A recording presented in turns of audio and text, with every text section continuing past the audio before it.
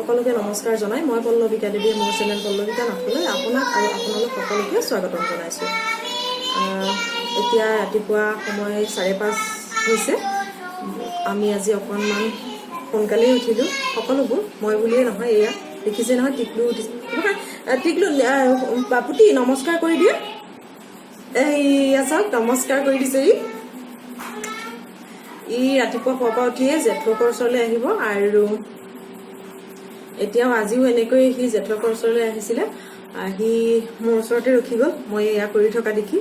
বাকী ইহঁতে পঢ়ি আছে, গোটেইকেইটাই পঢ়ি আছে। মই দেখাম আপোনালোকক অকণমান।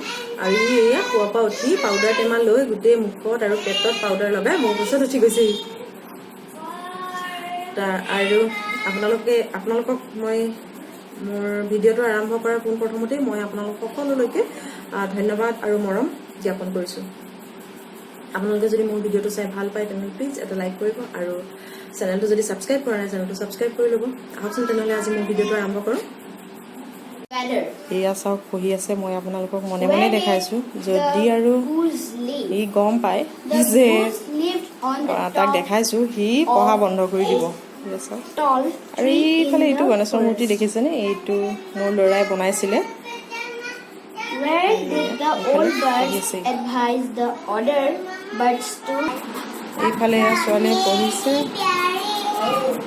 আৰু এয়া দেউতাকে মোবাইলো চাই আছে আৰু তাইক অকণমান চাইও আছে। এইফালে ডাঙৰ ল'ৰাই এটা ছবি আঁকিব বোলে পঢ়া হ'লে এয়া উলিয়াই থৈছে, ৰেডি কৰি থৈছে। এইফালে এজনাই লুটিয়াই আছে, পোৱাই নাই পঢ়িবলৈ।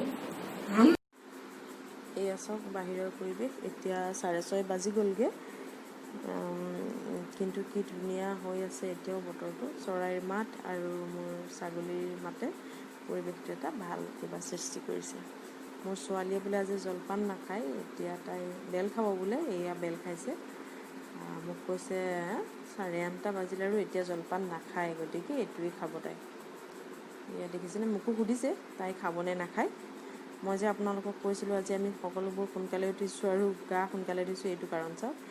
মায়ে দুটা দেখিছেনে তামৰ গছা আনিছিলে, এই গছ দুটা স্থাপন কৰিবৰ কাৰণে এজন খুৰাক মাতিছিলে আৰু এয়া খুৰাজনে এইখিনি স্থাপন কৰি দিছে।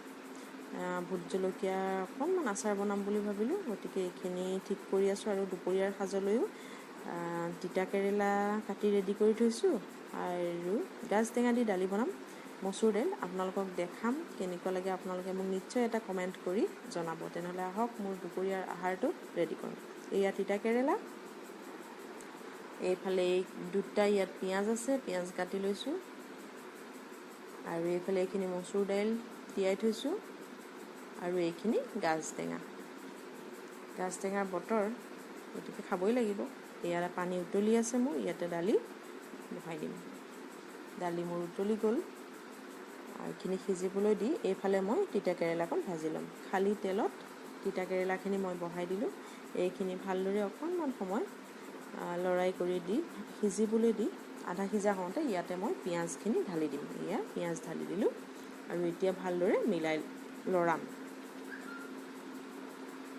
এইখিনি ভালদৰে যেতিয়া লৰাই ল'ম, এতিয়া ইয়াত মই দিম হালধি আৰু অকণমান সোৱাদ অনুসৰি নিমখ। এয়া চাওক। আৰু এতিয়া এইখিনি ভালদৰে লৰাম আৰু ঢাকি দিম। এইদৰে 2-4 বাৰ গেছটো কম কৰি দিম, 2-4 বাৰ লৰাম আৰু ঢাকিম। কম গেছ আৰু এনেদৰে মই এইখিনি ৰেডি কৰিম। এয়া প্ৰায় হৈ গৈছে আৰু অকণমান সময় লাগিব এইখিনি হোৱালৈকে। মই দালিখিনি চাই লওঁ বুলি, এয়া মোৰ দালিও সিজি গৈছে এতিয়া। এইফালে মোৰ ভাজিও হৈ গ'ল, গতিকে এইখিনি মই অলপ ভালদৰে লৰাই কৰি দি কাঢ়ি ল'ম। এয়া চাওক তিতা কেৰেলা আৰু পিঁয়াজৰ ভাজি ধুনীয়া হৈছে। এইফালে মই কেৰাহীখন আকৌ পাতি দি ইয়াতে কেইটামান পাঁচফোৰণ দি দিছোঁ। আপোনালোকে ইচ্ছা কৰিলে ইয়াত পিঁয়াজ নহৰু দিব পাৰে। মই খালী পাঁচফোৰণ দি খাম, সদায় আমি নহৰু পিঁয়াজবোৰ নাখাওঁ। ইয়াতে এতিয়া গাজ টেঙাখিনি দি দিছোঁ আৰু গাজ টেঙাখিনি উতল আহিছে। এতিয়া মই হালধি আৰু নিমখ সোৱাদ অনুসৰি দি দিম। এয়া আৰু এইখিনি যেতিয়া ভালকৈ উতলিব ইয়াতে মই মচুৰ দাইল সিজাই লোৱা মচুৰ দাইলখিনি দি দিম। এয়া মচুৰ দাইলখিনি দি দিম। ইয়াৰ পৰা অকণমান থ'ব লাগিব, ভণ্টিয়ে গাজ টেঙা নাখায়, তাইলৈ মই অলপ বেলেগে বনাব লাগিব। আৰু এতিয়া এইখিনি ভালদৰে উতলিলে মোৰ গাজ টেঙা আৰু দাইল মচুৰ দাইল ৰেডি। আপোনালোকে এনেকৈ বনাই খায় নে নাখায় মোক কমেণ্ট এটা কৰি জনাব নিশ্চয়। যদি নাখায় গাজ টেঙা দি খাই চাবচোন, বৰ সোৱাদ লগা হয়। আৰু তিতা কেৰেলাও এনেদৰে পিঁয়াজ দি ভাজি খাই চাব, বৰ ভাল লাগে। গতিকে আপোনালোকে যদি মোৰ ভিডিঅ'টো চাই ভাল পালে তেনেহ'লে প্লিজ লাইক কৰিব, কমেণ্ট কৰিব, আৰু যদি চেনেলটো নতুনকৈ চাইছে তেনেহ'লে ছাবস্ক্ৰাইব কৰিবলৈ নাপাহৰিব।